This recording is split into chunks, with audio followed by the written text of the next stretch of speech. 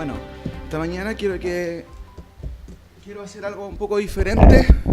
Como estamos más en familia, quiero que nos dediquemos un poquito a estudiar un pasaje y quiero de alguna otra manera invitarles a ustedes a hacer un recorrido justamente en esto, cómo podemos estudiar un pasaje bíblico en especial, cómo es el proceso que se hace a veces en el estudio. Así que esta mañana espero que nos dispongamos a ello.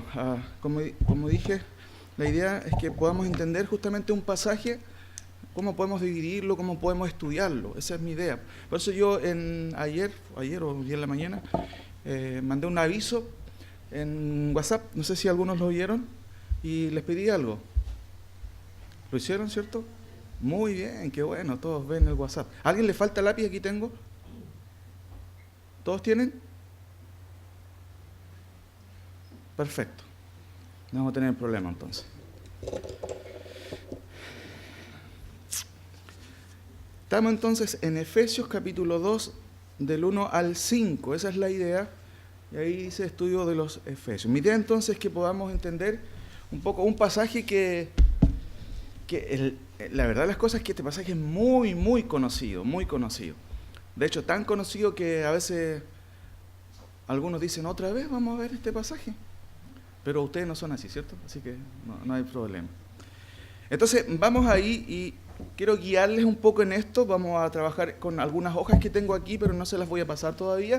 Después le voy a pedir a alguien que me ayude, todavía no. Tenemos ahí el versículo. Interpretando el pasaje 5 pautas. ¿Ya? Esa es la idea. ¿Cuáles son las 5 pautas? ¿Cuál creen ustedes que son las pautas para poder entender un pasaje puntual? Y aquí recuerden que a veces hacemos una clase, un sermón, ¿cierto? Un estudio. Esta vez es una clase de escuela dominical y quiero que participemos. ¿Qué es lo que hace usted cuando toma un pasaje? Primero, para poder interpretarlo bien. Ver el contexto, ya, muy bien, ¿sí? Ver, dices, la idea principal, muy bien. ¿Cómo? Pero perfecto, de hecho es mi primer punto. Muy bien, Daisy. ¿Qué más? A ver. ¿Cómo? Ir escribiendo, sí, también es una manera buena para ir sacando algunas conclusiones, porque la idea es poder interpretar el texto correctamente. Entonces tenemos pauta. La verdad es que dijeron varias cosas buenas que no están aquí, así que voy a tener que retirarme porque... Ya, afirmar la verdad en otros pasajes de la Biblia, muy bien, muy bien.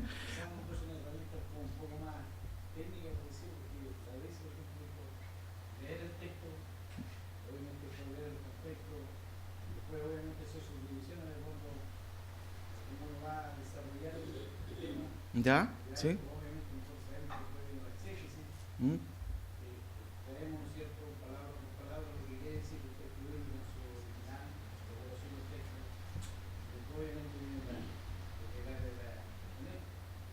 Ok.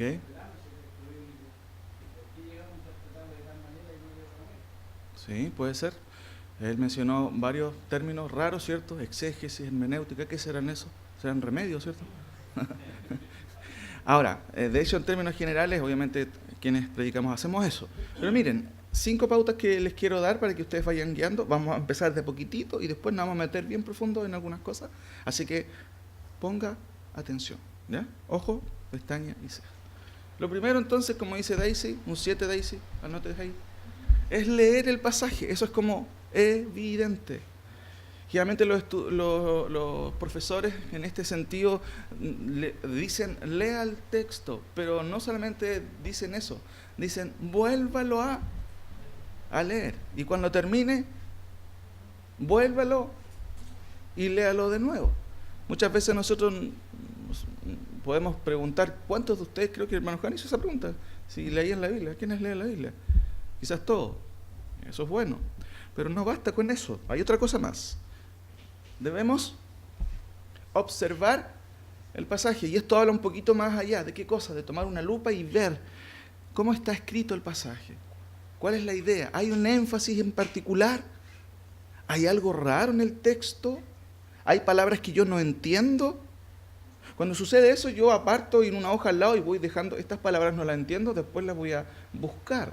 Y como dice también mi hermana Soledad, buscamos ideas. ¿Hay alguna idea que se plasma en el pasaje? Ahora, tercer punto.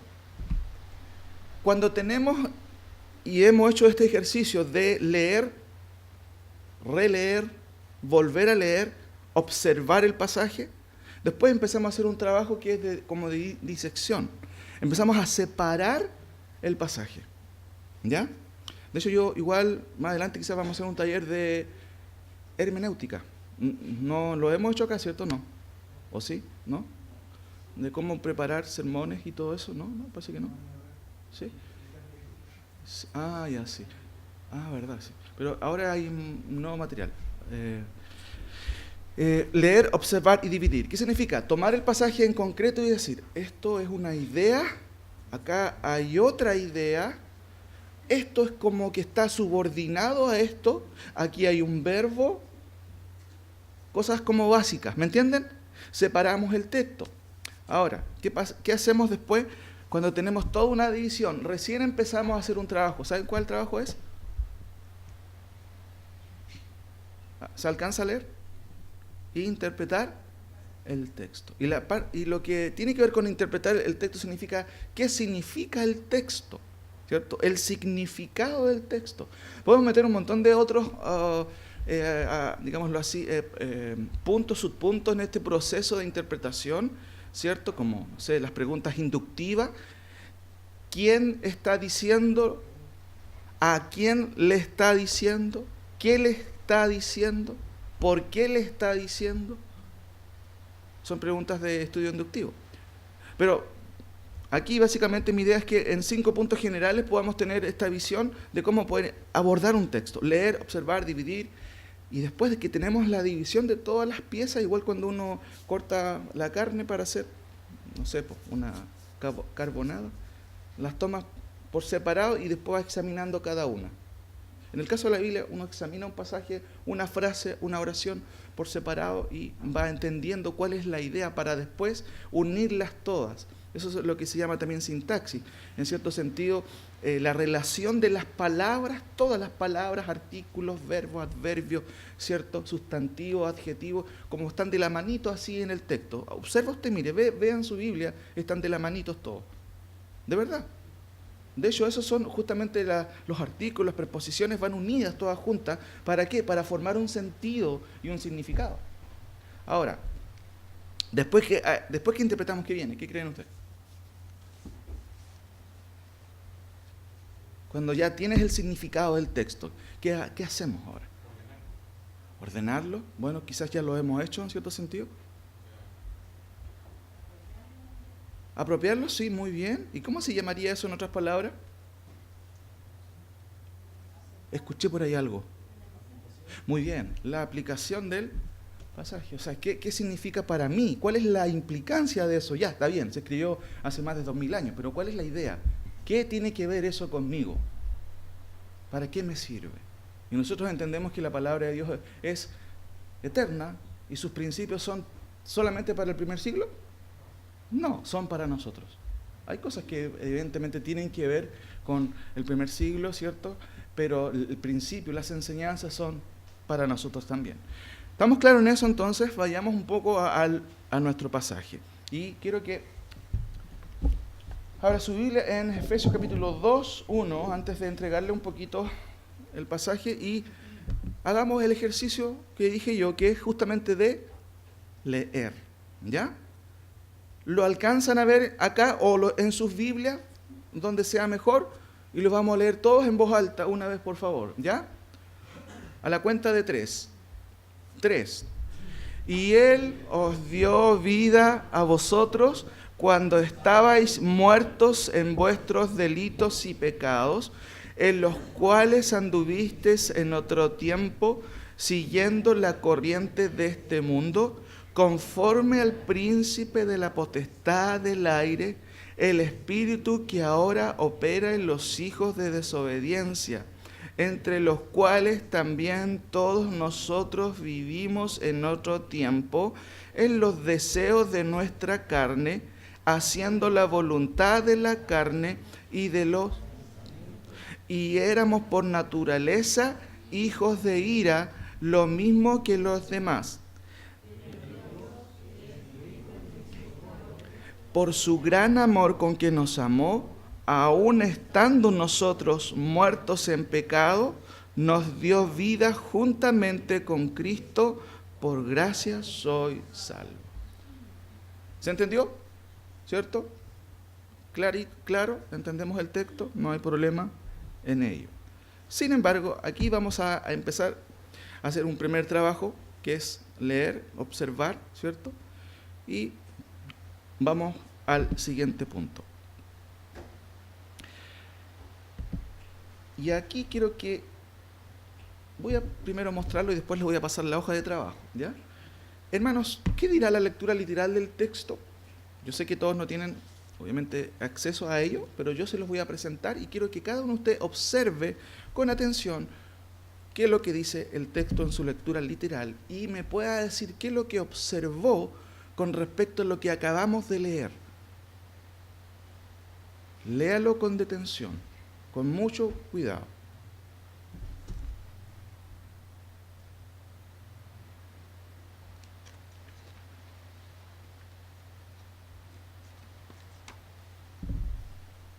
Esto es observar el texto en su lectura literal.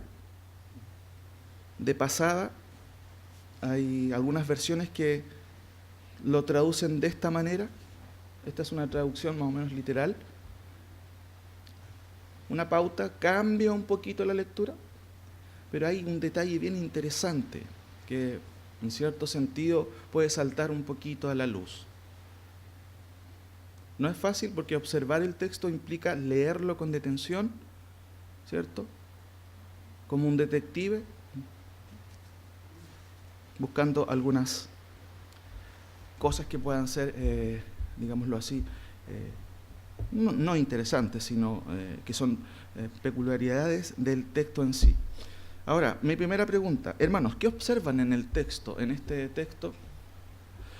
En la lectura literal del texto, ¿qué observan? No es que hay algo escondido tampoco, no, así como súper escondido, no es la idea. Pero ¿qué observan en su trabajo de observación? Y ya el hermano Hans se dan cuenta que él hizo un análisis de significado más bien, ¿me entiende? Pero antes de irnos a eso, al tema del significado, ¿cómo estructura todo este párrafo? Ustedes tienen en mente el pasaje que leemos en nuestras versiones Reina Valera, pero como estructura en sí, ¿hay algo que cambia en el pasaje mismo? Otro que me pueda dar una opinión. ¿Qué observó en esta, valga la redundancia, observación del pasaje, en este caso literal del texto? ¿Ya? Muy bien, eso es interesante. A pesar que también, en cierto sentido, es un análisis, digámoslo así, que podemos encontrarlo también en la traducción de Reina Valera, un sentido, digámoslo así, del significado del texto. Pero quiero que vayan un poquito más allá, a la estructura en sí de todo el párrafo. Hay algo interesante. A ver, Daisy. ¿Ya? Ya, sí, muy bien, es una buena observación. El orden de las palabras es diferente, muy interesante porque es una observación de estructura. Felipe.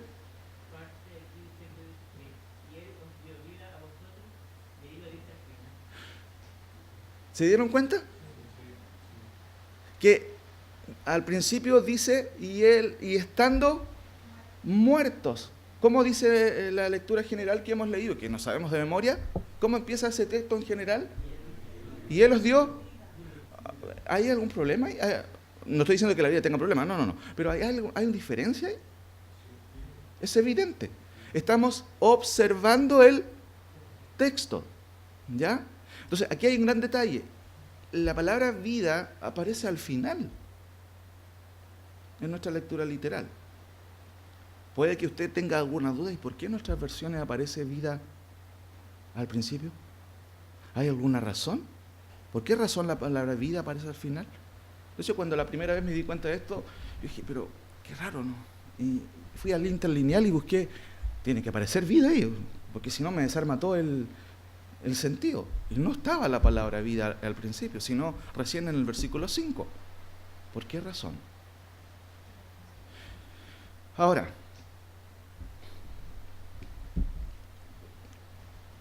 paso un poquito a explicar una cosa.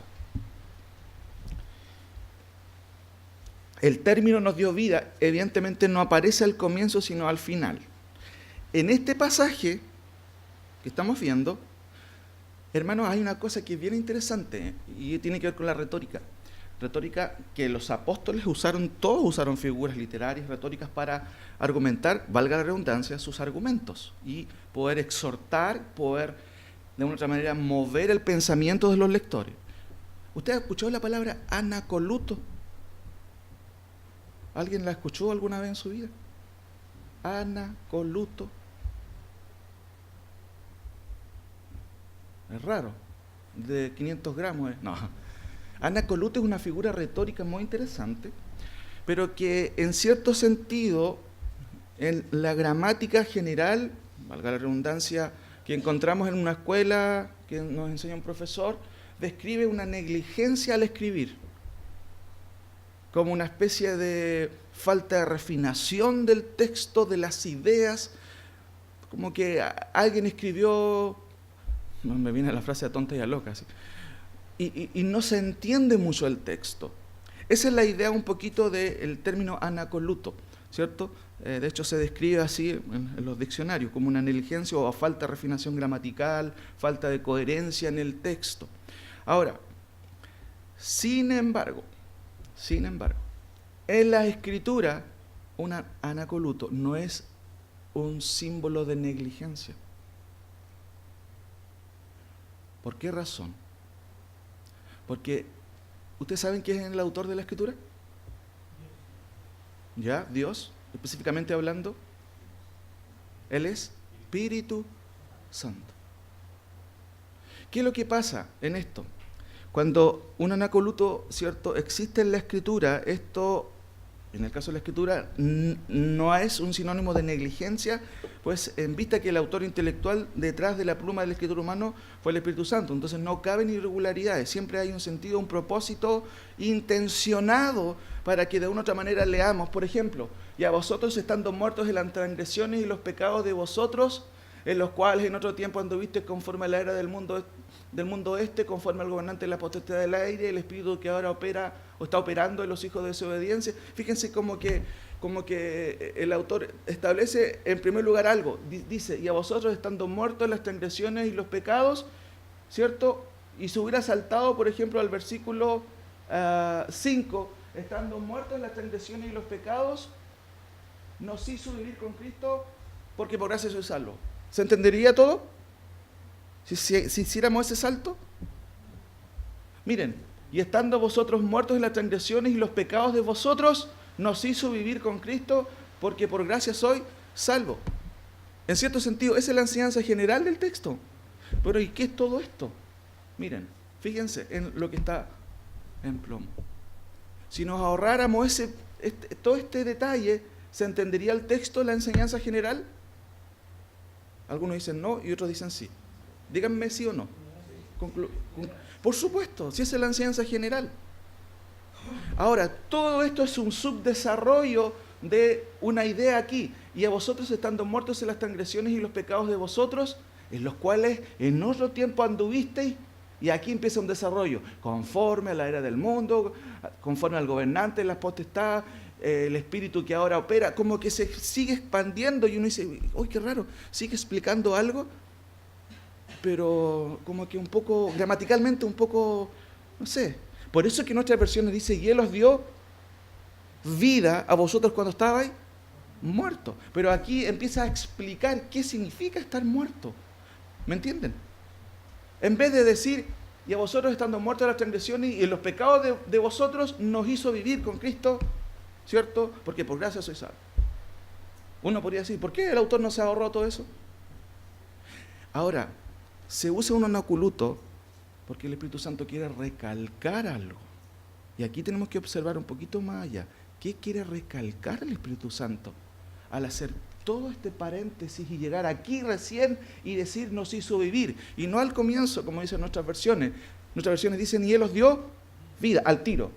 Entonces se ahorra el anacoluto, porque Reina Valera consideró, esto es un enredo, pum. Pero hermano, no es un enredo.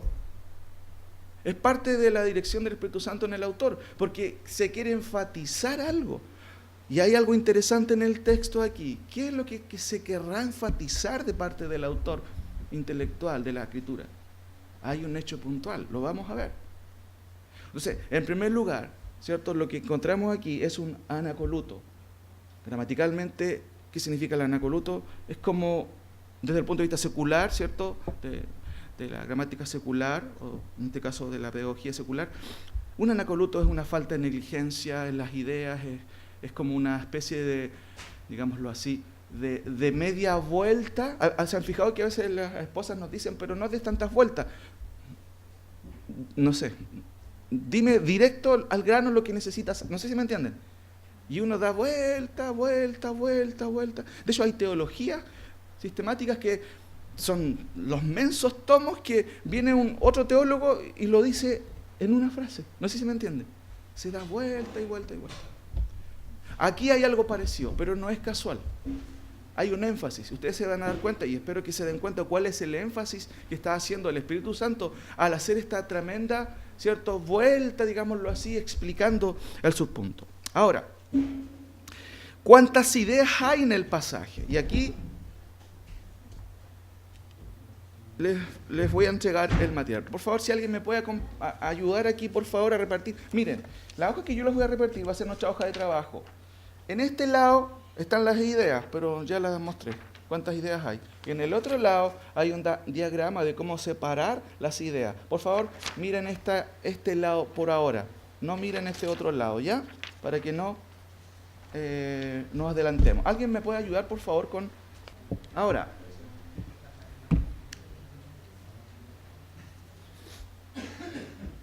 por favor, solamente el lado que yo les dije, y de hecho ahí ya están las ideas expresadas. Vamos a adelantarnos un poco en el trabajo. ¿Cuántas ideas? Exacto, muy bien, en ese lado. ¿Cuántas ideas o en cuántas ideas podemos dividir este pasaje para dividirlo? Antes dijimos que debemos primero leer el texto, observar el texto y después dividir el texto para ir viendo, esta es una idea, esta es otra. Esto puede ser una subidea o está subordinada a esta otra idea. En términos generales, miren aquí, por favor. Aquí tenemos cuántas ideas. Alguien puede decir, pero ¿cómo puede ser eso una idea? ¿Qué dice ahí? Y a vosotros, ¿cierto? El texto de Reina Valera, ¿cómo empieza? Y Él os dio vida. El texto no cambia mucho, pero dice, y a vosotros. Hermanos, ¿qué pasa? ¿Es importante esta frase o no? ¿Qué pasa si usted manda una carta y no coloca el remitente, o en este caso el destinatario?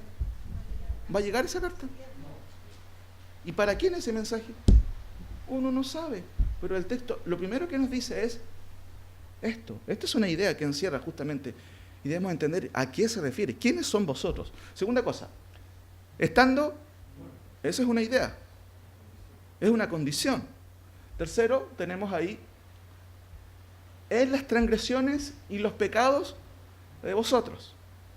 Posteriormente tenemos, en los cuales en otro tiempo anduviste. También puede ser una idea diferente.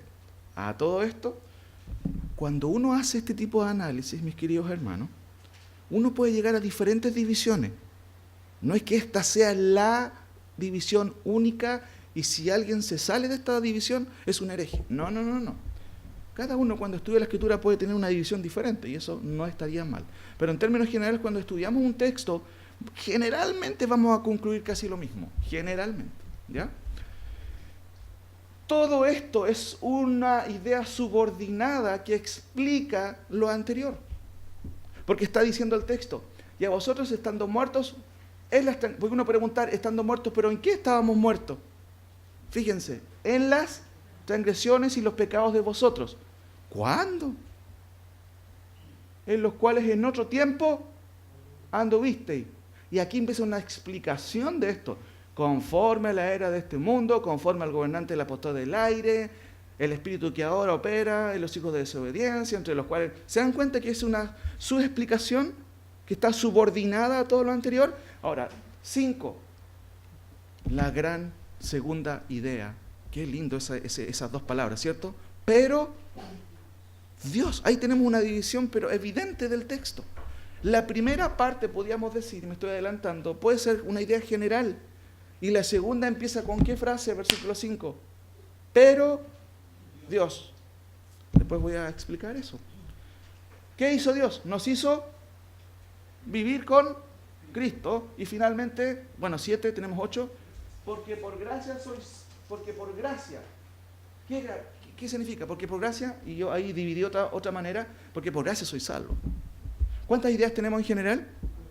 8 en general, y tenemos una subidea ahí que está subordinada al punto número 4, y por eso podemos decir que eso también en cierto sentido explica el anacoluto. ¿Me entienden? Porque el autor como que va a decir algo y se pega una media vuelta, y uno diría, ¿pero por qué tanta media vuelta? ¿Qué sé yo? Hay algo que quiere enfatizar el Espíritu Santo ahí en el texto. No debemos pasarlo por alto. No. Hay algo que el Espíritu Santo quiere enfatizar. Ahora, ahí tenemos una división general, 2 grandes ideas generales. Tenemos varias ideas, ¿cierto?, que están en el texto, pero tenemos como 2 ideas generales, o esta división en el texto nos sugiere 2 grandes conceptos, o 2 grandes ideas, un antes y un... Dígame usted otra opción, a ver, yo le di una opción, un antes y un después, ¿qué podría ser? Otra forma de describirlo. ¿Muerto? Perfecto. Otro nombre, a ver. ¿Cómo? Ya, causa y solución, sí, puede ser, aunque... ¿Qué otro nombre le podemos colocar? Recuerden que ni siquiera les dije cuál es el nombre del tema, porque ustedes les van a colocar el nombre. ¿Ya? Pero se entiende más o menos la idea, ¿ya? Ahora, ¿cuál es la enseñanza de este pasaje?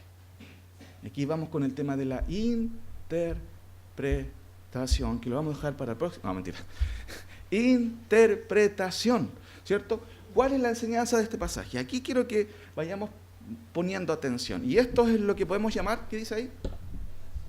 Trazándolas. Hay un pasaje y un versículo que Pablo dice a Timoteo muy interesante. ¿Se acuerdan? De hecho, le encarga a hacer algo. Por ahí lo escucho.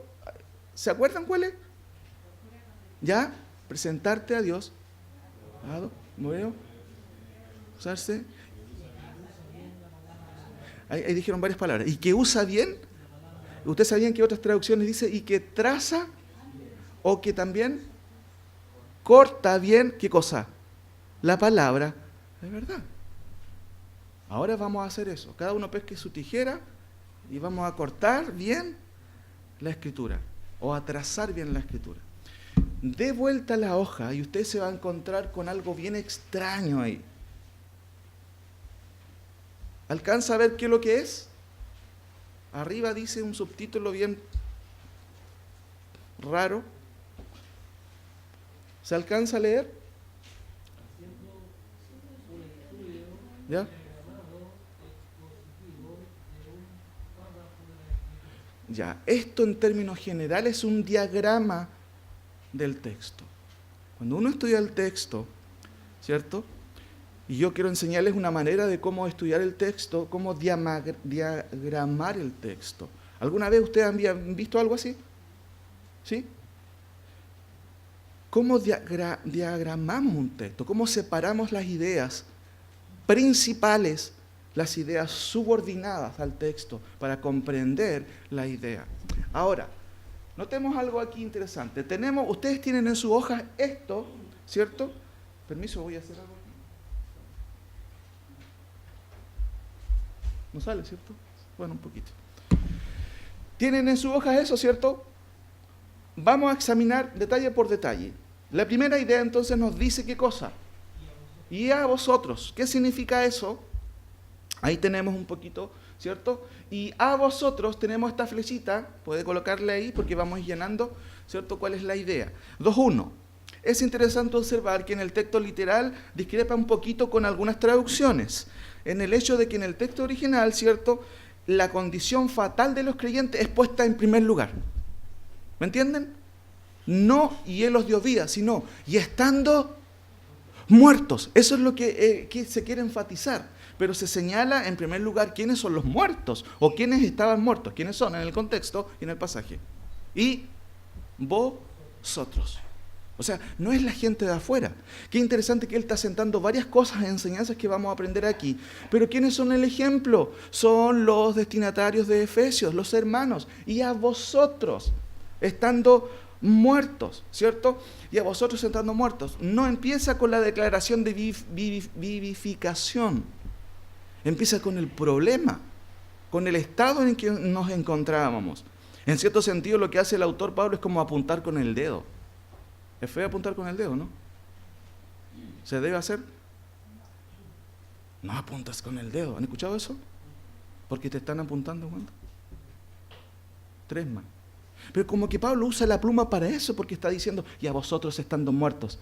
Es lindo como empieza, porque es mejor leer, y Él os dio vida. Suena más lindo, ¿cierto? Pero en cierto sentido, de hecho creo que al Biblia de las Américas, la NBI y otras versiones no ponen vida al principio, ponen vida al final, como dice el texto literal. Entonces, lo primero que observamos es que el texto dice, y Él, ¿cierto? Y a vosotros, ¿cierto? La retórica de Pablo entonces pone de manifiesto justamente a quién se está dirigiendo. El profesor Milos dice lo siguiente, miren, qué interesante. Los indignos eran los propios destinatarios de la carta, porque están muertos, ¿es una condición indigna? Por supuesto, pero ¿quiénes son los indignos? Y vosotros, ¿me entiendes?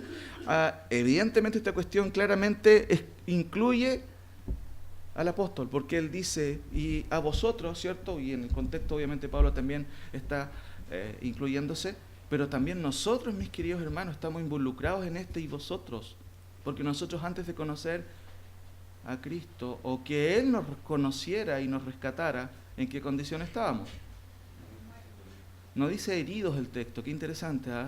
O enfermos. ¿Cómo dice el texto? Muertos. ¿Por qué se usa esa palabra tan fuerte? Vamos entendiendo ahí. El énfasis ya se está abriendo, ¿me entiende? Y vosotros, estando muertos, en esa condición Dios nos encontró. Ahora, avanzo un poquito.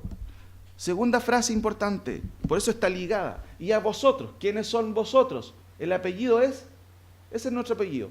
Estando, ese es nuestro apellido. A esa persona se dirige. Y a vosotros. Y de acuerdo al contexto de Efesios, si usted va a leer Efesios 1.1, ¿quiénes son los destinatarios? Miren, vaya a Efesios 1.1, por favor.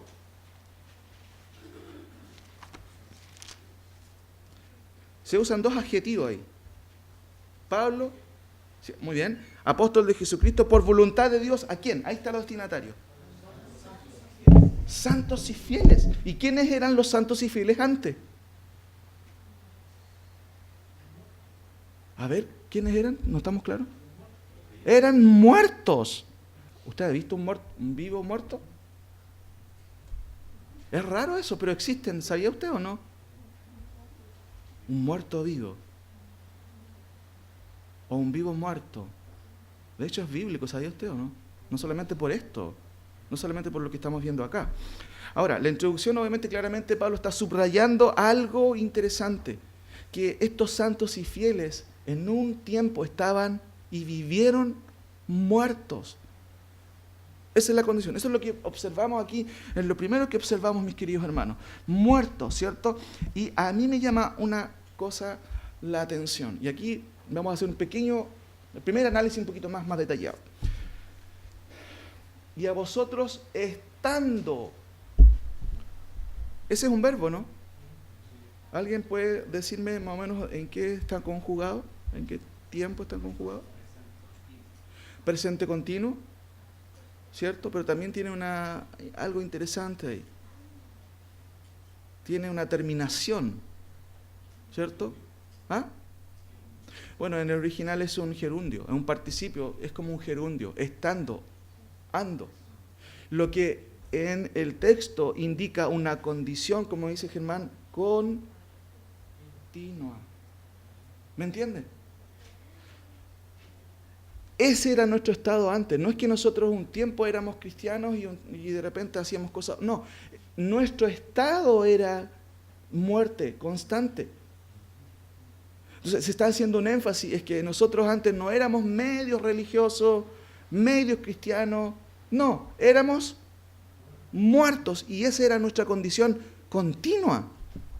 ¿Un muerto puede abrir sus ojos a la luz de Dios? Eso es como muy extraño. No puede hacer. Ahora, eso es muy interesante. Se indica estando muerto, ¿cierto? Que es una condición temporal de estado. Es una condición de estado. Eso es una doctrina, claramente, porque los incrédulos, ¿a quién se está refiriendo el autor? ¿En qué condición están? ¿Enfermos, heridos o en un estado de no vida? Justamente de no vida. Sigamos avanzando un poquito. Y a vosotros estando muertos. Pero ahora, ¿qué significa estar muerto de acuerdo a Pablo? Porque ustedes si van a YouTube y colocan ahí Efesios 2.2 van a encontrar incluso hasta con burlas que dicen, algunos dicen que estamos muertos, miren cómo estoy muerto. Y se burlan de esta doctrina justamente de la condición humana de los creyentes cuando estaban muertos. Pero ¿qué significa para el autor estar muerto? Dice, ¿muertos en qué? Y ahí hay una flechita, ¿muertos en qué? Porque alguien nos puede preguntar, ya la Biblia dice que estamos muertos, pero ¿qué significa que estás muerto? Si la gente que está afuera y que no conoce a Dios, ¿está vivo o está muerto? Literalmente están vivos, pero entonces ¿en qué sentido la Biblia está explicando esta muerte? Muy bien, lo dice más adelante, pero fíjense la frase descriptiva del autor que está directamente después de este concepto. Y a vosotros estando muertos en, esta preposición en explica, ¿en qué? Transgresiones, y hay una conjunción ahí, transgresiones y los pecados. ¿Estamos entendiendo en qué significa estar muerto? Es estar en una condición puntual de pecado y transgresión. En las transgresiones y los pecados de vosotros. Eso es lo que está diciendo el autor. Entonces, claramente aquí estamos entendiendo que la moral de una persona también nos muestra cuál es su condición. ¿Se acuerdan Jesucristo en Juan 6, cuando habló con los fariseos, les dijo, si creen, ¿cierto?, serán verdaderamente libres. Juan 10, mire, vamos a ir a Juan 10 por un momento. Juan 10, por favor.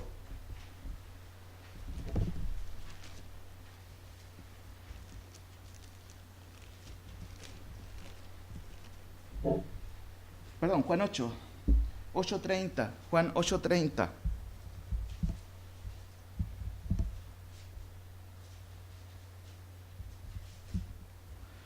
Hablando él estas cosas, muchos creyeron en él. Dijo entonces Jesús a los judíos que habían creído en él, si vosotros permaneciereis en mi palabra, seréis verdaderamente mis discípulos y conoceréis la verdad, y la verdad os hará libre. ¿Y qué le respondieron los judíos? Linaje de Abraham somos y jamás hemos sido esclavos de nadie. ¿Cómo te atreves a decir que seremos libres si ya somos libres? Y Jesús le responde, de cierto os digo, que todo aquel que hace, y ese verbo no parece mucho decir, pero la idea de hacer es un presente continuo. El que está haciendo pecado, ¿cuál es la conclusión de Jesús? Es esclavo del pecado. ¿Se dan cuenta que hay una relación aquí que se repite? Pablo dice, y a vosotros, estando muertos, ¿en qué cosa? En transgresiones y los pecados.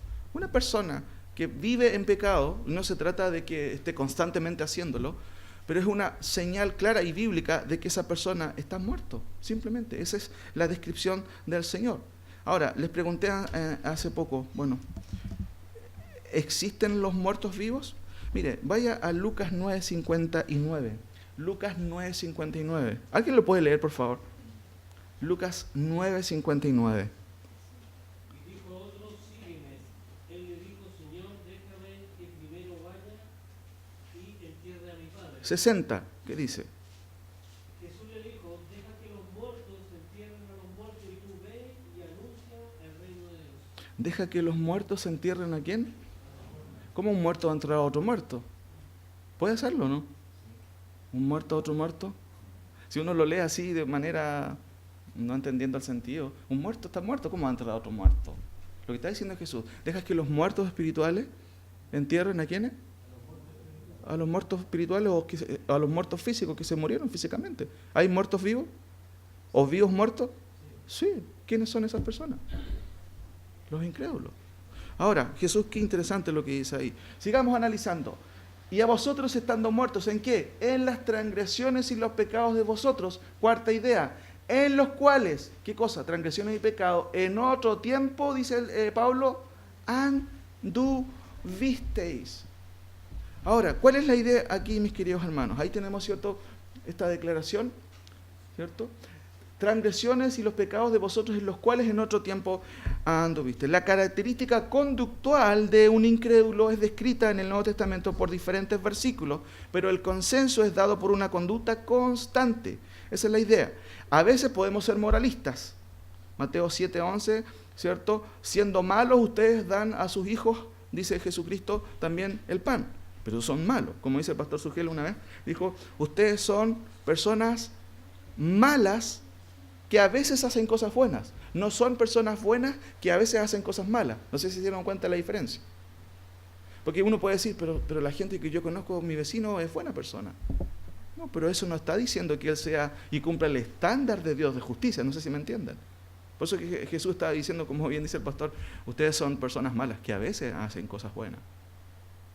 No son buenos que a veces hacen cosas malas. No es la idea.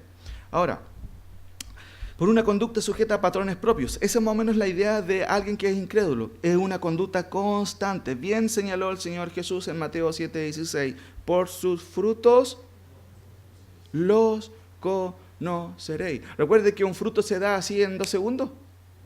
¿Cuál es el proceso de un fruto? No tenemos ni un agrónomo, ¿cierto? Pero incluye un proceso, ¿o no? Sí. Porque nadie va por la vida y dice, oh, me caí en un pecado. No. Un pecado se siembra, se riega, tiene que darle el solcito, ¿qué más? Otra vez regalo, y después sale ¿qué cosa? Un fruto. Por sus frutos los conoceréis. Y mire qué interesante lo que dice Jesús ahí en 16:20 de Mateo 7. ¿Acaso se recogen uvas de los espinos? ¿Acaso tú has visto que de un manzano salen peras? ¿Salen peras de un manzano? No salen peras de un manzano. O higos de los abrojos, y podíamos cambiarla, o salen, no sé, paltas de un manzano. Sería rico, ¿eh? Pero no, es imposible, porque un manzano da ¿qué cosa? Manzana, es tan obvio el significado. Por eso que Cristo dice, no puede el buen árbol dar malos frutos. ¿Por qué? Porque es un buen árbol, como tampoco un árbol malo dar buenos frutos. Hermano, eso es como una lógica agronómica, pero también espiritual. Una persona que dice ser creyente, pero revela frutos malos, ¿qué pasa con él? Uno, está mintiendo, porque bíblicamente hablando, un árbol bueno debe dar, ¿qué cosa? Buenos frutos, o frutos buenos. Por eso que el texto después dice Jesús, todo árbol que no da buen fruto, y está usando obviamente una idea también metafórica, es cortado y echado en el fuego. ¿Por qué? Mi abuelito tenía una quinta llena de árboles de manzana. En el día, bueno, mi abuelito ya murió hace bastantes años atrás. Usted va a ver la quinta ahora, todos esos árboles están podridos. ¿Qué hay que hacer con esos árboles? Algunos, bueno, los injertan y todo, pero llega un punto en que el árbol ya murió. ¿Y qué hace con ese árbol? ¿Para qué sirve? Para la leña. Bueno, eso es lo que está diciendo Jesús. Las personas que no dan buenos frutos son los incrédulos. ¿Y dónde terminan los incrédulos? ¿Dónde? En el infierno. Ahora, sigamos por favor, mis queridos hermanos, con este análisis de este diagrama que tenemos aquí, para poder entender un poco las ideas. Fíjense que es interesante este verbo, andar, ¿cierto? Antes de entrar un poco al siguiente cuadro, en los cuales en otro tiempo anduvisteis. anduvisteis. Ahora, es interesante que la palabra, ¿ha escuchado esta palabra? De hecho, Paul Washer le dice en una de sus predicaciones bien gráficas, peripateo. No le suena, pero la palabra andar, casi siempre en el Nuevo Testamento es la palabra griega peripateo. Peri significa alrededor y pateo andar, es como andar así, en círculo. Pero señala una conducta de vida constante. Por eso el texto dice, en los cuales en otro tiempo ustedes constantemente anduvieron, uno podría añadir. Ahora, en los cuales en otro tiempo anduviste, eso es lo que acabo de decir, sí. Ahora, ¿cómo andaban los creyentes antes? Entonces ahí tenemos las transgresiones y los pecados de vosotros, los cuales, cierto, en otro tiempo anduviste. Ahora, a continuación, fíjense lo que sale aquí, pueden encerrarlo en su hoja, porque todo lo que viene aquí ahora es una explicación de lo anterior. Y a vosotros, ¿quiénes son los vosotros? Los que antes, ¿cierto? Los creyentes fieles y santos que antes eran inconversos. Pero el texto está diciendo que antes eran muertos, estaban muertos. ¿Y cómo sabe Pablo o cómo lo explica él? Estaban muertos en transgresiones y los pecados de vosotros, en los cuales en otro tiempo anduviste. Ahora, noten, mis queridos hermanos, de qué manera andaban ellos. Porque esto es la explicación de la manera conductual que antes tenían los creyentes. ¿Cuáles son las razones de por qué estas personas andaban de esa manera? ¿Cuáles son las razones de fondo de por qué los creyentes antes, bueno, estaban muertos, pero por qué estaban metidos en eso? ¿Cuál es la explicación? Y aquí el apóstol Pablo va a explicar algo interesante. Ellos andaban conforme a lo menos a dos cosas. ¿Cómo dice el texto?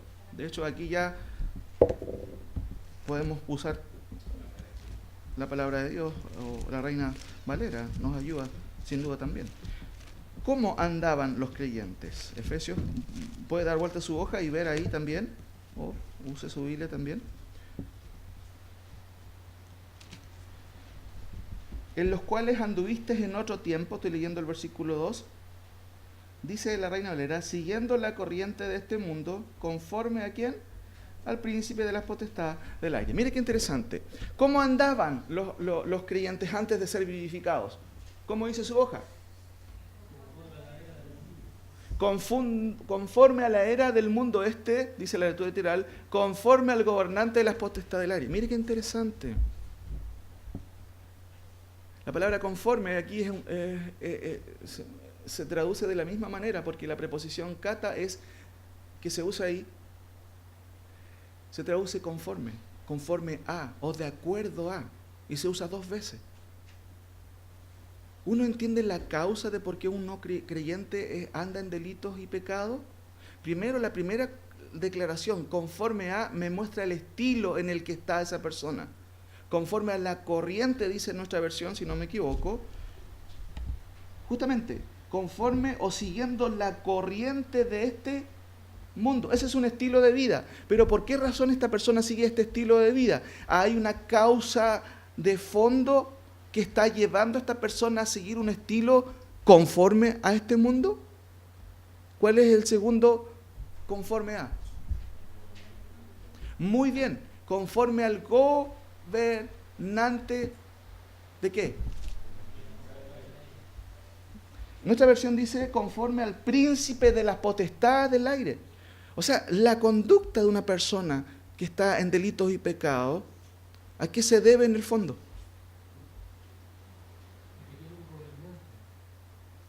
¿Podemos decir que esta persona tiene libertad realmente? ¿Ustedes conocen el concepto de libre albedrío? ¿Tiene libre albedrío de acuerdo a lo que estamos viendo acá esta persona? Al parecer no, porque vive conforme a un estilo de vida. ¿Cuál es ese estilo? Según la corriente del mundo, pero nos damos cuenta de que el autor Pablo está indicándonos que los creyentes antes éramos dominados por un poder extraño, por un poder maligno. ¿Cuál es? ¿Se menciona el nombre específico de alguien ahí? Nuestra versión dice el príncipe, ¿cierto? Dice eso, ¿no? El príncipe de la potestad del aire, pero hay otro adjetivo también que se describe a este príncipe del aire. Muy bien, el espíritu que ahora mora o opera en los creyentes. ¿Cuáles son los tres o los dos calificativos de de esta persona, porque parece que hay una persona que está detrás del telón.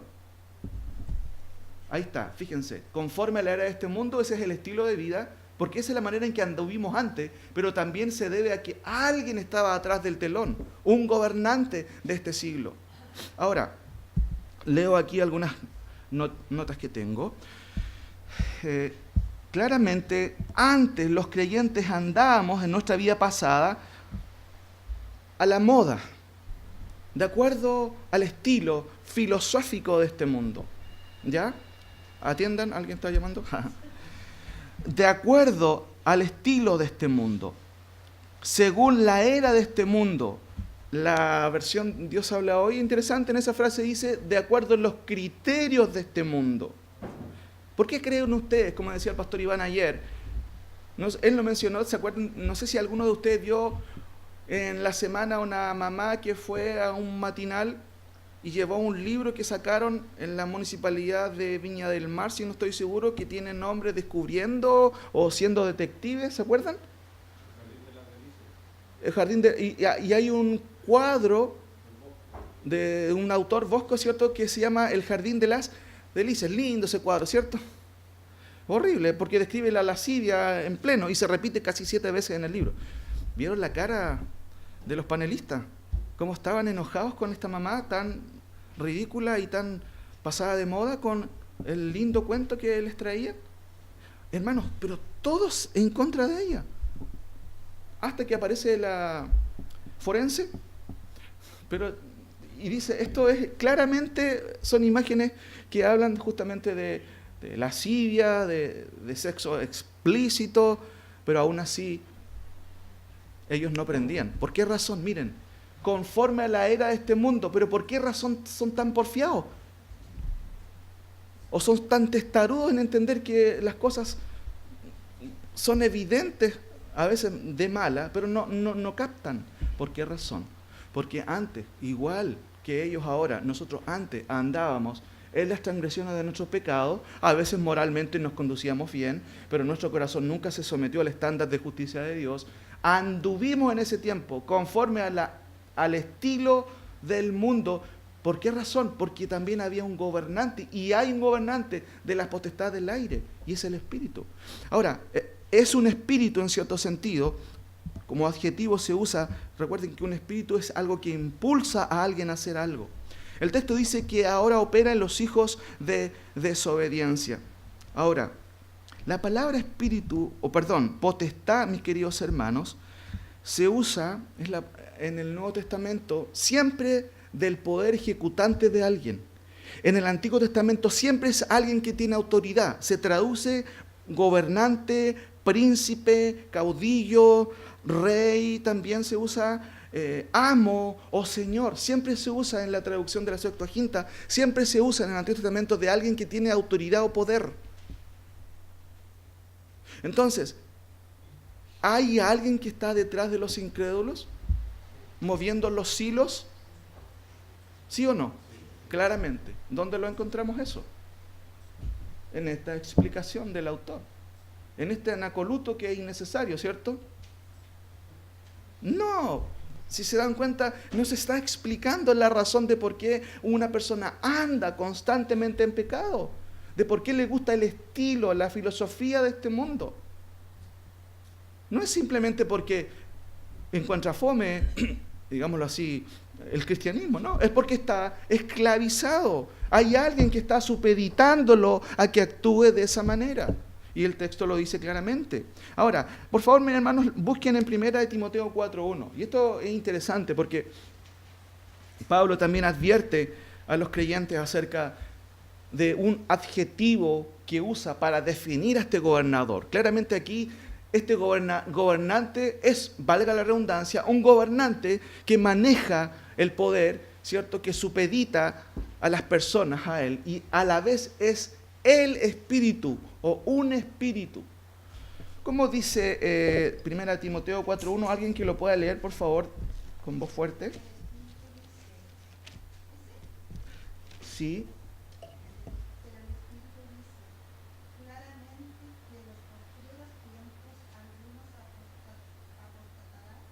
¿Ya?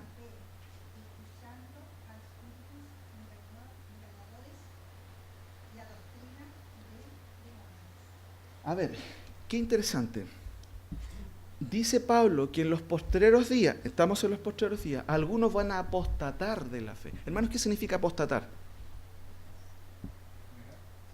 Negar. ¿Alguien tiene otra definición? ¿Cómo? A rechazar, sí, pero saben que hay una definición un poco más completa de eso. ¿Quién es un apóstata?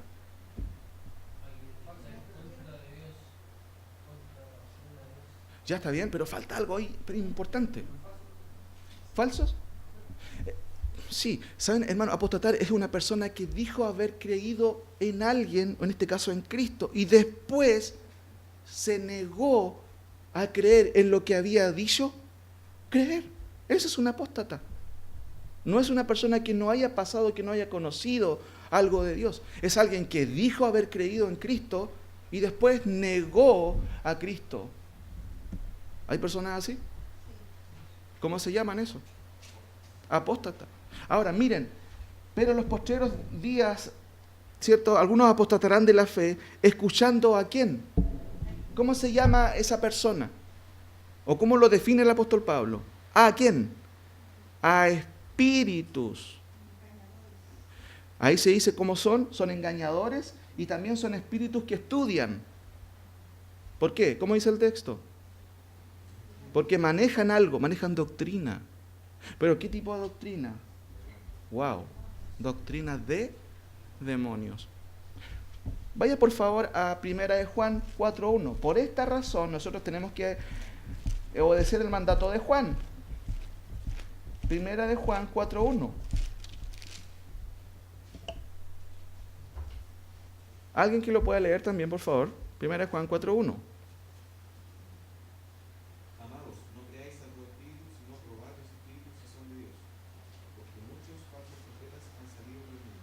¿Cómo se definen ahí al ente que engaña?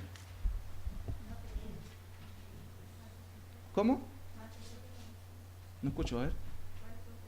¿Ya? Pero fíjense, amados, no creáis a todo. Ese es el adjetivo que usa Juan. Pablo, ¿a quién está definiendo aquí en Efesios 2:1? A un gobernante, pero también le llama a él espíritu. Y dice Juan, probad los espíritus, ¿cierto? No creáis a todo espíritu, sino probad los espíritus si son de Dios, porque muchos falsos profetas han salido por el mundo. Ahora, probad los espíritus. ¿Cómo uno prueba a los espíritus?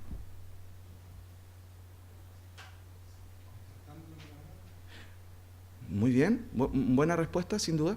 Pero ¿saben qué? Yo cuando analizaba decía, pero ¿cómo tú puedes comprobar o probar un espíritu? Porque un espíritu es, valga la redundancia, intangente. No sé si me entienden. Inmaterial. ¿Cómo puedes probar un espíritu? Muy bien, muy bien. Yo pensaba, casa fantasma. No, pero nada que ver, ¿cierto? Con esa cosa no. No, pero espíritu en el original es neuma. De ahí viene nuestra palabra neumático. No los neumáticos que tenemos en la guatita, ¿cierto? No, son los neumáticos, bueno, también. De hecho, en el hospital usted va a encontrar un departamento que se llama neumatología. ¿Y qué hacen en neumatología? Muy bien. ¿Por qué? El espíritu es algo que está detrás de algo. Es algo que impulsa a alguien. Nosotros a veces no podemos ver las motivaciones, ¿cierto? ¿Sí o no? Pero muchas veces en realidad el corazón evidencia por la conducta lo que hay. Pero también uno puede observar qué espíritu hay por lo que se enseña, como dice Andrés, por lo que dice. Por eso es que está relacionado en Juan, probad los espíritus si son de Dios, porque muchos falsos profetas han salido por el mundo. ¿Se dan cuenta de la relación? Espíritu maligno, falsos profetas. Y si hay falsos profetas, ¿qué tipo de enseñanza hay? Falsa doctrina. Bueno, ahí te das cuenta de qué espíritu hay detrás. Falsa doctrina. Sigo avanzando. Conforme a la era del mundo, cierto, la potestad del aire. Miren qué interesante lo que Pablo sigue diciendo. Ya tenemos claro que Pablo se dirige a vosotros. ¿Quiénes son vosotros? Personas. ¿Qué personas? ¿Usted está dentro de ese vosotros? Usted antes era un muerto. ¿Sabía usted?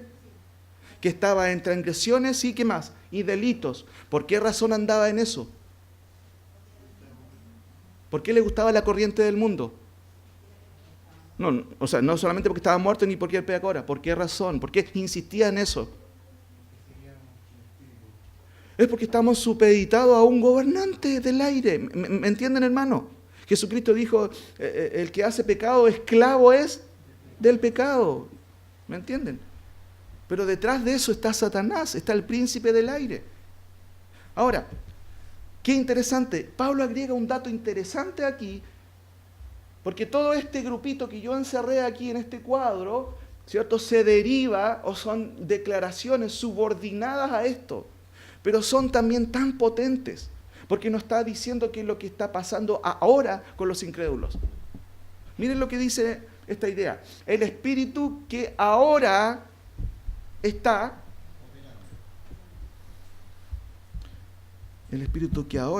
operando, ¿en quiénes? En los hijos de desobediencia. Uno puede preguntar, ¿qué hace el espíritu? Ese espíritu, ¿está activo? ¿Está atado, Satanás? Hay algunos que dicen que está atado. Pero qué interesante el adverbio que usa el apóstol Pablo aquí, ¿cierto? De hecho, nuestra versión está claro, está muy claro, no hay tampoco una gran diferencia en Efesios capítulo 2, en nuestro pasaje que estamos estudiando. Fíjense, por favor, en una palabrita tan interesante, tan pequeña pero tan importante en este contexto. Dice, conforme al príncipe de la potestad del aire, el espíritu, miren, que ahora opera, ¿en quiénes? Hermanos, ¿quién está detrás ahora de las personas incrédulas que no quieren ver la luz del Evangelio? ¿Está activo ese poder? Y pregunto, ¿está activo este agente del mal?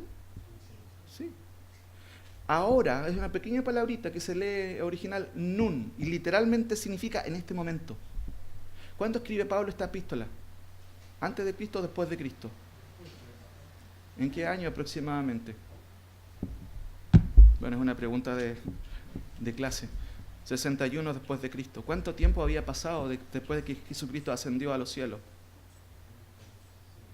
Recuerden que Cristo murió después de 3 años y medio de ministerio. Tenía 33. Saque la cuenta. 61. ¿Cuánto más o menos? Casi 25 años después. ¿Qué significa eso? Que después que Cristo ascendió a la diestra, Satanás se eliminó totalmente. Hermano, Colosenses claramente dice que Jesucristo arrastró a los poderes, ciertos malignos, exhibiéndolos ¿en dónde? En la cruz. Miren, vayamos a Colosenses por un momento para entender un poquito este tema que muchas veces se malentiende, ¿no? Satanás está atado. No. Algunos dicen, no, pero ya está bien, sí, está atado, no está atado, está con una cadena larga, de acuerdo a Apocalipsis 20, pero bueno, él está atado para no afectar el Evangelio, y así. Pero miren lo que dice Colosenses, por ejemplo, capítulo 2, versículo 13. Qué interesante, dice lo mismo Pablo. Y a vosotros, estando muertos en pecados y en la incircuncisión de vuestra carne, en ese estado Él nos dio vida. Nos dio vida, juntamente, dice ahí, con Él, perdonando todos los pecados, anulando el acta de los decretos que había contra nosotros, que nos era contraria, quitándola del medio y clavándola en la cruz, y despojando, ¿a quién? Principados. Y a las potestades los exhibió públicamente, triunfando sobre ellos, ¿dónde? ¿Se acabó el mal? Pero entendamos lo que dice el texto. Claramente despojó ¿a quiénes? A las potestades y a los principados. Pero hermanos, ¿Satanás dejó de trabajar? ¿Por qué el texto dice, miren, el espíritu que ahora está operando, ¿en quiénes? Avanzamos, en los hijos de desobediencia. ¿Está activo Satanás? Sí. Pablo escribe 25 años después de la ascensión de Cristo diciendo, ¿saben qué? Este espíritu, este Dios de esta era, de este siglo, sigue operando en los hijos de desobediencia. Ahora, hermanos, independientemente de que el Nuevo Testamento como el Antiguo hablan de, por ejemplo, Josué 3:11, no lo busque, que Jehová es el Señor de toda la tierra, Apocalipsis 19 dice que Cristo es el Rey de reyes y Señor de señores. También lo dice el Antiguo Testamento de Jehová, que Él es Dios de dioses y Señor de señores. También el Nuevo Testamento revela que Dios ha dado cierto permiso para que Satanás ciegue y actúe en este tiempo.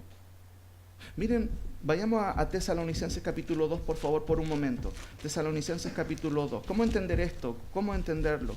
Claramente Dios es el soberano. Él es el Rey de reyes. Nada se escapa a su control. Sin embargo, este príncipe de las potestades sigue actuando en el ejercicio del mal. Segunda de Tesalonicenses capítulo 2. Capítulo 2, versículo 3. Capítulo 2, versículo 3. En el contexto está hablando de la venida del Señor Jesucristo y nuestra reunión con Él. En el contexto está hablando del arrebatamiento. No se engañen, no se conturben ni por espíritu ni por palabra, en el sentido de que el día del Señor ya es. El día del Señor es otra cosa. De acuerdo al contexto de todo el Antiguo Testamento, es el día terrible y los hermanos estaban pensando, chuta, estamos viviendo este día. Pero Pablo dice y les aclara, nadie os engañe en ninguna manera, porque no vendrá, que no vendrá ese día terrible sin que antes venga, primero, la apostasía y se manifieste el hombre de perdición, el hijo de perdición, el cual se opone y se levanta contra todo lo que se llama Dios o es objeto de culto, tanto que se sienta en el templo de Dios como Dios, haciéndose pasar por Dios. ¿No se acuerdan que yo les había hablado de esto? Dice Pablo. Y ahora vosotros sabéis lo que lo detiene, o lo que lo restringe, también se puede traducir, a fin de que a su debido tiempo se manifieste, porque ya está en acción el misterio de la iniquidad. Fíjense en el contexto que está escribiendo Pablo. Satanás seguía activo. Solo que hay quien al presente lo detiene hasta que este malvado a su vez sea quitado de en medio. Perdón, hasta que el espíritu sea quitado de en medio. Ese es el contexto. Hasta que el que lo detiene sea quitado de en medio para que haga lo que quiera. Y entonces se manifestará aquel inicuo a quien el Señor matará con el espíritu de su boca y destruirá con el resplandor de su venida. Inicuo cuyo advenimiento o venida es por obra de Satanás. Miren, con gran poder y señales y prodigios, pero son prodigios mentirosos y con todo engaño de iniquidad para los que se pierden, por cuanto no recibieron el amor de la verdad para ser salvos. Por esto Dios les envía, ¿qué cosa? ¿Quién envía el poder engañoso en el contexto? No nos confundamos. ¿Quién es?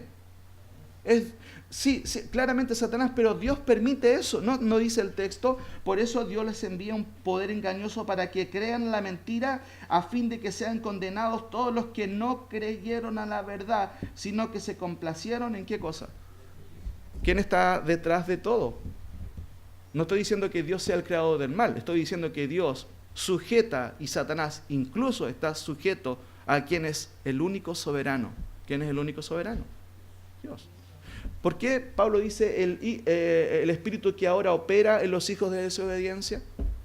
Es porque Satanás sigue trabajando. ¿Se acuerdan del gran pasaje de 2 de Corintios capítulo 4? Que dice que el Dios de este siglo ha cegado el entendimiento ¿de quién? De los incrédulos, para que no les resplandezca la luz ¿de qué? De Cristo. Pero ¿quién puede sacar ese velo en el contexto? Solo el Señor. Porque Él es el que resplandeció en nuestros corazones para ver la gloria de Cristo. ¿Se dan cuenta? Ahora, no es que Satanás está activo y ahora Dios diga, chuta, ¿qué voy a hacer? Ahora está... No, mis queridos hermanos. Dios donde abre el corazón, Satanás no tiene ni un poder. Donde Dios dice despierta, despierta a la persona. Por eso que lo que debemos hacer, bueno, es predicar su palabra, porque ella es el instrumento que usa el Señor. ¿Me entienden? Ahora, avanza un poquito. Los hijos de desobediencia, y esto está entre paréntesis, como que Pablo lo dice, entre los cuales también nosotros anduvimos en otro tiempo. Así que por favor nadie se suba por el chorro y piense que siempre ha sido perfecto. ¿Se dan cuenta? Esa es la condición en que usted y yo estábamos. Por eso que Pablo lo dice, y podemos separar esta frase, y así se hace generalmente en un diagrama, entre los cuales todos nosotros nos condujimos en otro tiempo. Chuta, ¿cuál es nuestro pasado, mis queridos hermanos? Y llama la atención porque dice que en otro tiempo nos condujimos así. Hermanos, ¿cómo nuestra conducta al presente debería ser diferente? Por supuesto, porque Pablo está diciendo que en otro tiempo nos condujimos así. Y había una causa poderosa de por qué nos conducíamos así. Sí, porque detrás de la escenario estaba Satanás. Pero vino Cristo y nos libertó. Por eso es que Pablo dice que entre los cuales nosotros todos nos condujimos en otro tiempo así. Hermanos, antes nos conducíamos así, pero ahora ya no. Ahora ya no, mis queridos hermanos. Entonces, eso debe a nosotros a hablarnos cómo es nuestra conducta. ¿Respondemos de la misma manera que respondíamos antes? ¿Cómo está nuestro carácter? ¿Ha cambiado nuestro carácter? Hermano, una de las cosas que Dios cambia justamente es nuestro carácter.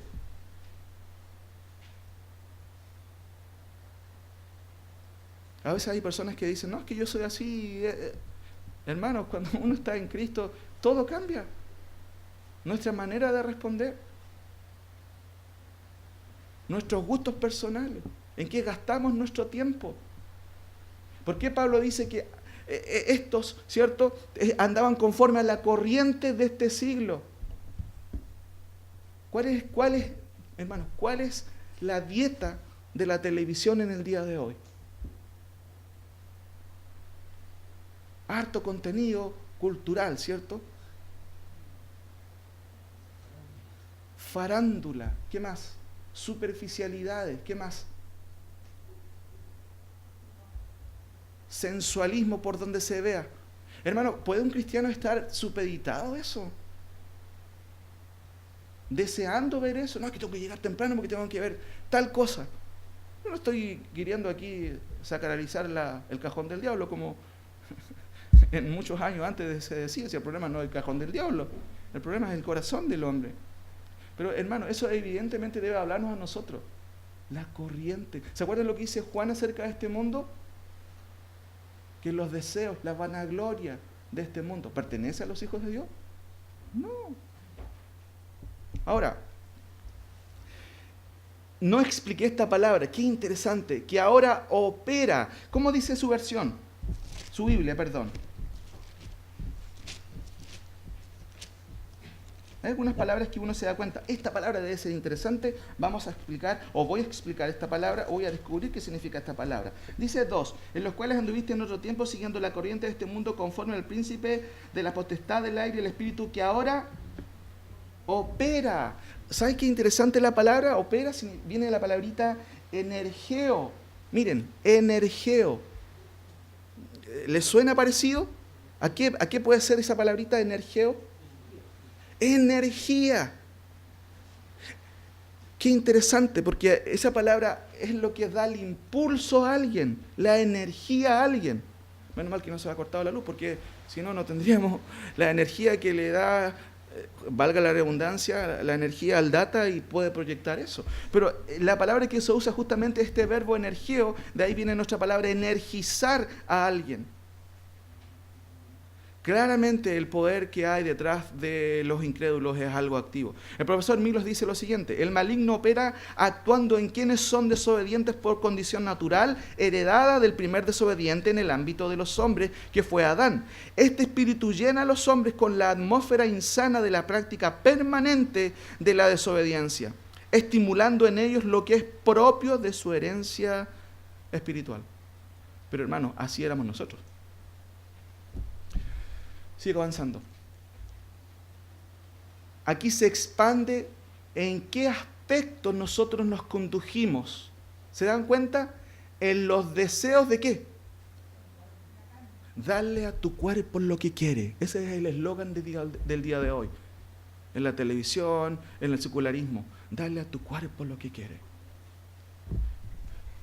en los deseos de la carne, de nosotros, para que no quede duda, Pablo como que agrega, de nosotros. Después dice, haciendo las voluntades. Nuestra versión lo traduce en singular, pero en el original es plural. Las voluntades de nuestra carne y los pensamientos, por elipsis, que es una figura retórica que se obvia el adjetivo carne, también tiene que ver, también los pensamientos de nuestra carne.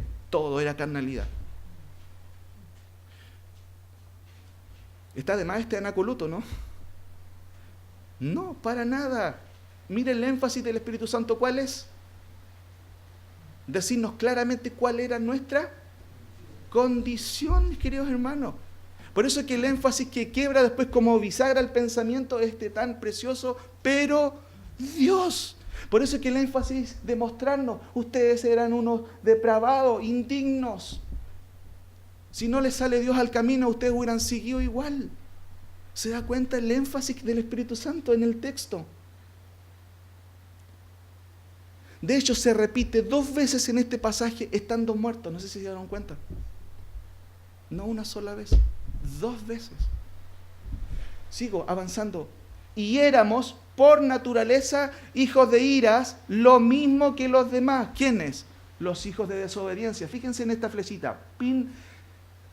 Aquí Pablo está describiendo a los hijos de desobediencia, que son los incrédulos, pero está diciendo que nosotros éramos los mismos que los demás, hijos de desobediencia. Hermanos, qué interesante. Sin Cristo éramos enemigos de Dios, pero si somos hijos de Dios, ¿sabe qué? El mundo será nuestro enemigo. Y esta es una buena pregunta. Hermanos, de hecho nosotros tenemos que tener enemigos. El pecado, la carne, Satanás. ¿Cómo se lleva usted con el mundo? No estoy hablando de los vecinos, tenemos que ser buenos vecinos, amables con ellos. Me estoy preguntando, ¿cómo se lleva usted con la filosofía del mundo? ¿Usted es como el camaleón o no? ¿No? ¿Cambia de color según la ocasión? Si somos así, hermano, eso no tiene nada que ver con el concepto escritural de quiénes son los hijos de Dios. Porque nosotros deberíamos ser llamados salmones, ¿o no? ¿Qué hacen los salmones? A propósito, son tan ricos los salmones. ¿Qué hacen? ¿Van con la corriente o van en contra de la corriente? En contra de la corriente. ¿Y usted va en la corriente o en contra de la corriente? Hermanos, ¿y qué pasa cuando uno va en contra de la corriente? Es rico, ¿cierto? Es lindo, precioso. ¿Ah? Cuesta, ¿sí o no? ¿Le van a criticar o no? Sí. ¿Qué es más fácil? Si no puedes con ellos. Está bueno ese versículo, ¿no? ¿Dónde sale? A ver. No, ese no es un versículo. Si no puedes con ellos, únetele. Eso no sirve, hermanos, para nosotros. Nosotros vamos en contracorriente. Antes éramos enemigos de Dios. Ahora, fíjense por favor, este es un análisis de diagrama. Vamos separando todas las frases subordinadas. ¿Se dan cuenta que es un anacoluto? Todo esto es como que está de más. No está de más, hermano. Para nada. Es un énfasis que el Espíritu Santo quiere decirnos. Ustedes eran muertos. Acuérdate de dónde se te sacó el Señor. Ahora, segunda parte, en versículo 5. Pero Dios. Llega a la casa, imprímalo y colóquelo en su pieza ahí. Pero Dios, qué interesante, aparece 16 veces este giro en el original. Pero Dios, con una partícula adversativa ahí.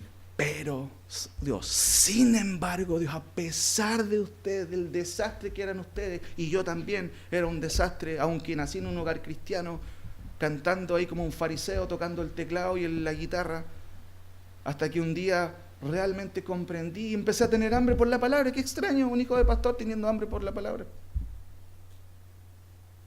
Me gustó la frase que decía el pastor ayer.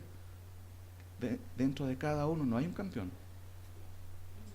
Busca el campeón que hay en ti. No, busca el fariseo que hay en ti. Eso es lo que hay dentro de nosotros. Gracias al Señor que Él nos rescató.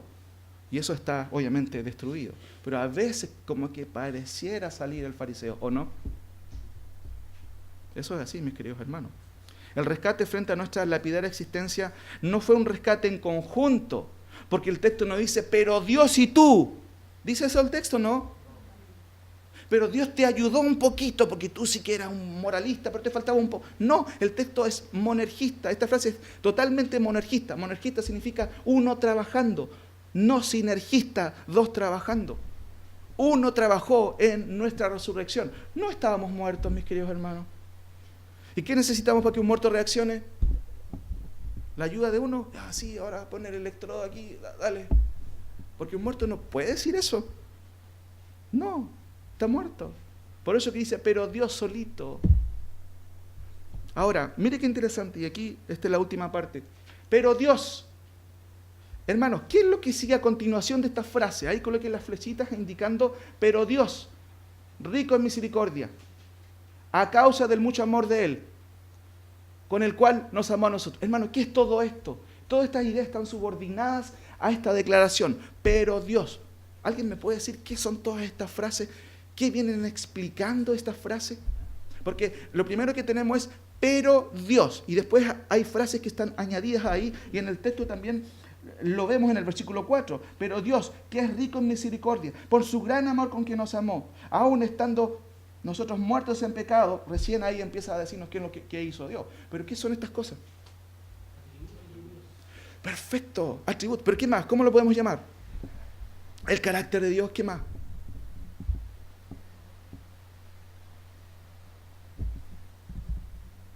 Hermano, ¿la teología es importante o no? ¿Qué es la teología? El estudio de... ¿Se dan cuenta que aquí tenemos una teología sistemática en miniatura de Pablo? Porque está describiendo a quién, pero Dios. ¿Y quién es Dios? ¿Qué dice el texto? ¿Qué es lo que dice? ¿Qué es lo primero que dice? De Dios. Que es rico en misericordia. ¿Tiene una definición de quién es Dios? Por supuesto, ya tenemos una. A causa del amor de Él o del mucho amor. Dice el texto literal, mucho amor, mis queridos hermanos. No solamente amor. Mucho amor. Tercera cosa, con el cual nos amó, ¿a quién? Hermano, lo que acabamos de ver, estas tres frases son teológicas totales. Nos definen quién es Dios. Pero Dios, no cualquier Dios. Este Dios que tiene misericordia. Aprendemos tres cosas de esta declaración. Dios es misericordioso. ¿Por qué razón es misericordioso? A causa, otra vez, a causa de eso, por favor, mucho amor, de su mucho amor. Dicho amor se ha manifestado sobre alguien, ¿sí o no? Muy bien, dice el texto sobre nosotros.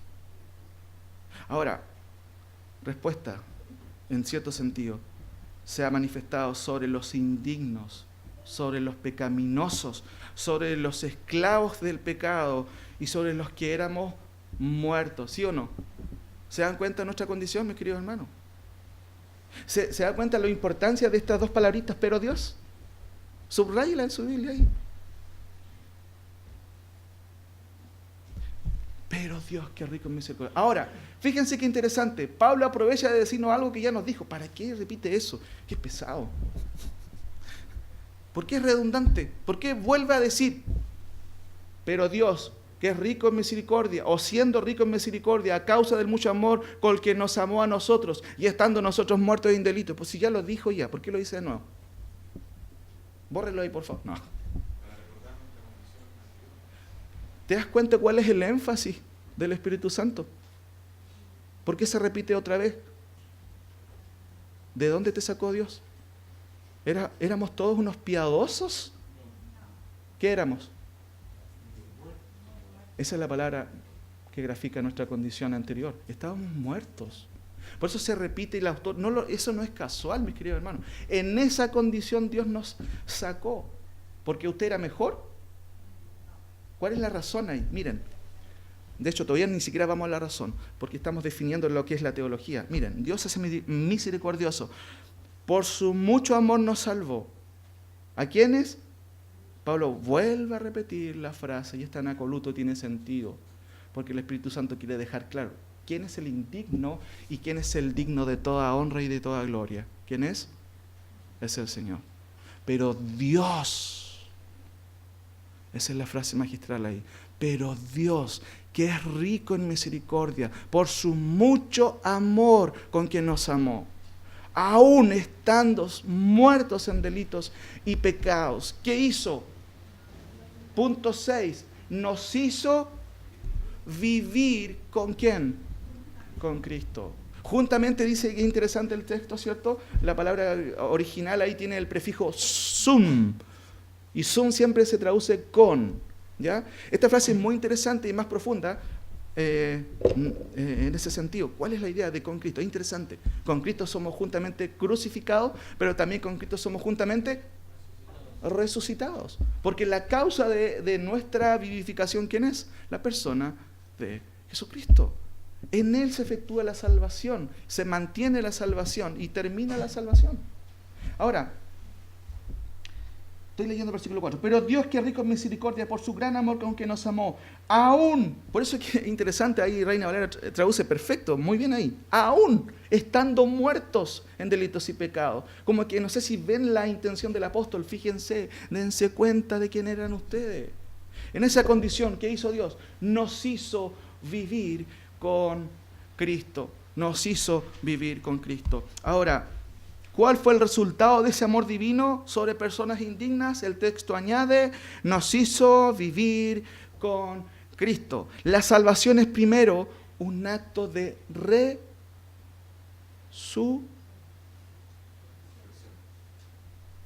Cuando usted fue salvado, ¿qué hizo Dios con usted?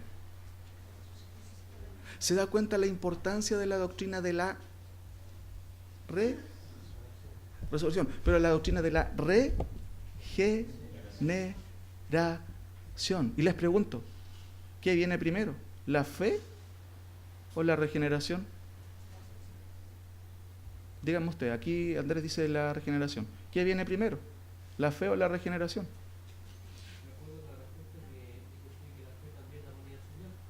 ¿Sí? ¿Hizo trampa? Hizo trampa. Sí, por supuesto. Pero ¿qué viene de acuerdo al texto? Fíjense el texto. ¿Cómo puede tener fe un muerto? ¿Qué es lo que hace Dios primero con nosotros?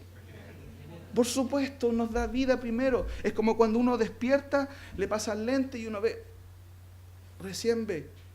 Y uno dice, wow. Hermano, eso es lo que está diciendo el apóstol Pablo. La salvación es primero un acto de resurrección y la regeneración no es la consecuencia de creer, porque un muerto no puede creer. La fe es el resultado de la regeneración.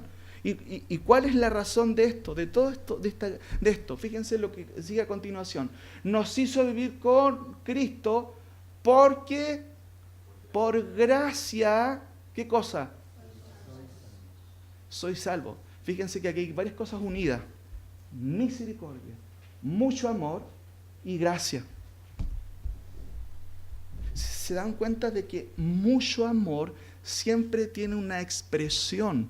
Cuando usted dice amar a alguien, ¿qué hace por esa persona? Acciones concretas. Miren, siendo rico en misericordia. ¿Y por qué tan rico en misericordia? Bueno, a causa del mucho amor de Él. Por eso nos amó. Esa causa nos hizo vivir. ¿Y por qué razón? Obviamente porque por gracia o por gracia. ¿Qué pasó? Por gracia, 8, nos salvó. O por gracia sois salvos. El amor, la misericordia, ¿cierto? Redundan en ¿qué cosa? Miren, la salvación de nuestras almas. Termino con esta última frase, que es muy rica en significado. ¿Cuál fue el resultado de ese amor divino sobre personas indignas? El texto añade, nos hizo vivir con Cristo. La salvación es primero un acto de resurrección y la regeneración no es la consecuencia de la fe es el resultado de la regeneración. ¿Cuál es la razón de esto? La gracia. ¿No dice Pablo después en 8, porque por gracia sois salvos por medio de qué cosa? De la fe. Y esto, no, fíjense, y esta palabrita, y esto, ¿qué es esto? Porque por gracia sois salvación por medio de la fe. ¿Y esto? ¿Qué es esto? ¿La fe o la salvación? Hermano, todo. Todo.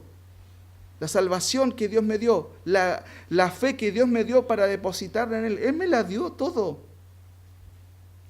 Porque por eso, y esto no de vosotros, pues es don de Dios, no por obra, para que nadie se gloríe. Ahora, mis queridos hermanos, hay una cosa que quiero terminar aquí. Porque por gracia sois salvos, ¿cierto? Sois salvos, dice, porque por eso sois salvos. Pongan atención en esto, es lo último que voy a decir. A mí me llama la atención, y esto es interesante al observar el texto, que comunica la palabra en su Biblia, por favor, Efesios 2,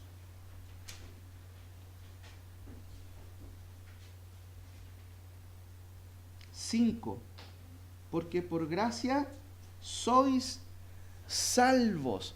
Hermano, ¿qué comunica ese sois salvos? ¿Qué ve usted ahí? Haga un último ejercicio de observación. ¿Qué tipo de palabras son esas? Antes de emitir un juicio, analice qué palabras son estas. Es interesante. Aquí vamos a aprender algo interesante.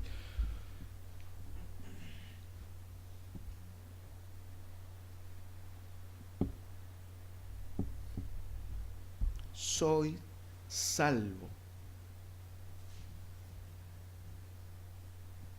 Esto es muy común en el Nuevo Testamento. Ambas palabras son, ¿completa usted? Ambas palabras son adjetivos. A ver. Muy bien. Ambas palabras son verbos. Si se dan cuenta, son dos verbos juntos. Eso se llama, en exégesis, un presente, está rara la palabra, perifrástico. La palabra perifrástico significa redundante, ¿ya? Porque podría decirlo con un solo verbo, pero lo dice con suma dos verbos. Recuerde, perifrástico significa redundante. ¿Y qué es redundante? Repetitivo. Les pregunto, Pablo, al unir dos verbos, ¿fue redundante? ¿Por qué no usó uno solo? ¿Cierto? ¿Están de acuerdo con eso, no? Podría haber usado uno nomás. ¿Por qué usa dos? Perfecto. Énfasis. Hermano, en la Biblia no hay casualidades, no hay tautología. Eso es como redundancia. ¿Y por qué dice el autor de esto? Por eso que hay algunas traducciones que hacen un desastre con la traducción de las Biblias. Porque cortan todo el sentido del Espíritu Santo. No hay una redundancia, es un énfasis. Fíjense que aquí explico esto. Recuerden, es interesante que esta frase está compuesta por dos verbos. El verbo ser o estar, por eso que dice sois, en estado presente, ¿sí o no? Y siempre un presente más otro verbo que puede estar en participio, eso se llama en la gramática griega un participio perifrástico, redundante, que tiene el objetivo de subrayar, de enfatizar una verdad. No hay redundancia en la escritura. Es un acto presente incompleto de salvación. Sois salvos. ¿Cuándo? Ahora. Segundo, un acto continuo de salvación. Ahora están siendo salvados. Por eso que también es un participio. En el sentido, es como gerundio. Por eso que el título, soy salvo. Y se podría traducir, están siendo salvados. Ahora en el presente. Hermano, uno puede encontrar tanta riqueza en analizar este texto. Y de hecho no cabe ni por un segundo este tema de la pérdida de salvación. Pablo lo dice de diferentes maneras los autores de la Biblia. Por eso que también es un acto continuo de salvación, pero también es un acto completo de salvación. Y para que no queden dudas, Pablo repite el mismo giro verbal justamente en 2:8. Miren, porque por gracia sois otra vez lo mismo, es lo mismo. Es la misma lectura. Soy salvo. El mismo uso para recalcar, ¿cierto? Ustedes son ahora salvos y están siendo salvados en el presente. No hay nadie que pueda quitarles la salvación. Mis queridos hermanos, estudio de Efesios 2, 1 al 5.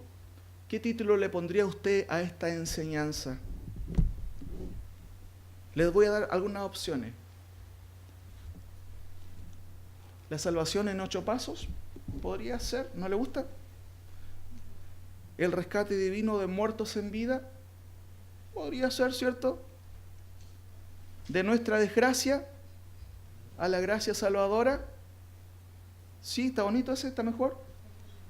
La obra de Dios en quienes estábamos muertos. Se dan cuenta que cuando uno entiende la Escritura, surgen muchos títulos que uno puede decir, esto puede graficar. Me gusta mucho el tema de nuestra desgracia a la gracia de Dios. Porque ¿era una desgracia? Sí. Pero también me gusta el tema de el rescate divino de muertos en vida. ¿Cómo? Alguien no va a entender eso, pero usted lo va a entender. El rescate divino, porque fue solo de Dios, de personas que estábamos muertas viviendo. El Señor nos ayude, mis queridos hermanos. Lo que acabamos de ver esta mañana es un estudio, de cómo hacer un estudio.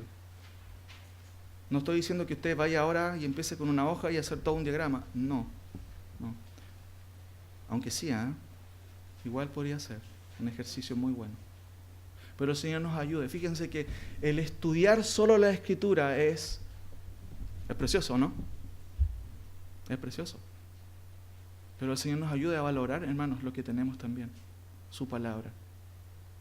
Recuerden, ayer recordábamos y el pastor Iván hacía un énfasis tan importante en que estas actividades que tenemos son tan buenas porque clarifican tantas cosas oscuras que hay.